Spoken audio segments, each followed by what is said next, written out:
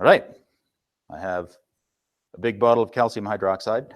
And calcium hydroxide is a base. Maybe I want to use it to clean up some acid, and I might even need to know sort of how many moles I have. This is a 500-gram bottle, and I've used some of it. There's about 432 grams of calcium hydroxide in it. I want to find out how many moles there are. The calcium is an alkaline earth metal, so the valence is +2. Hydroxide is always 1- ion, and so calcium hydroxide, calcium with 2 hydroxides. Over here, I've gone to my periodic table. I have 1 calcium atom. They weigh 40.1 units. I have 2 oxygen atoms because I have 2 hydroxides. Each of those is 16 units for a total of 32. And I have 2 hydrogens because there's 2 hydroxide units. Each hydrogen weighs 1. Altogether, 1 formula unit of calcium hydroxide weighs 74.1 units. And that means that the molar mass, if I have 1 mole of calcium hydroxide, it's going to have a mass of 74.1 grams. So that's the amazing thing about the mole. We are going to be converting back and forth using a method called the factor label method. And it helps us keep track of all of the units and know exactly where we are. And we also know that we're doing the right thing. And you're going to see it here in just a minute. Here's how you start. We are starting out with 432 grams of calcium hydroxide. We want to end up with moles of calcium hydroxide. And so I know the units I want here are going to be moles of calcium hydroxide. So this is where I want to end up over on this side, and I want to figure out what goes in this space. So I have to go from grams over to moles. Now, I write my conversion just by realizing that I need to have my units work out.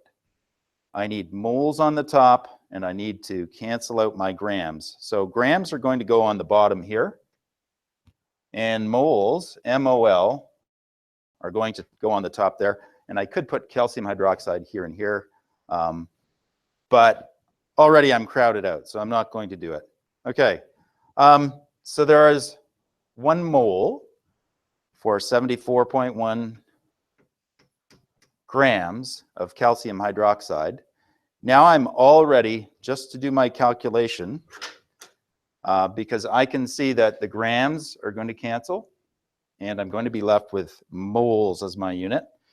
And so 432, I can multiply by 1, which I already know how to do, and then divide by 74.1.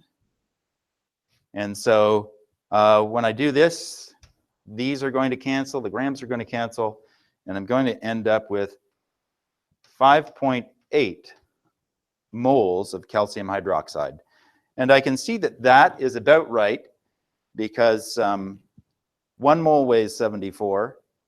I have 432 grams, so obviously I have, several times more than 1 mole of calcium hydroxide. Now, so that's going the one direction using the factor label method. The other direction is actually a little bit more common.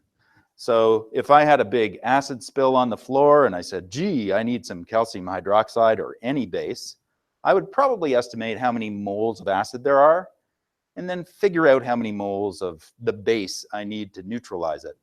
And so we're just going to use calcium hydroxide because we have it up there, and we're going to tweak our question a little bit so that you can see how to go backwards with this same problem. And so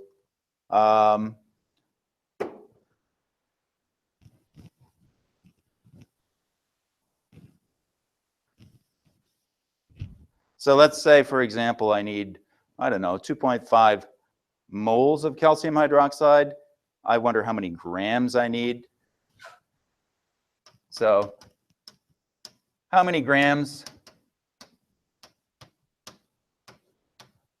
of calcium hydroxide are there in 2.5 moles?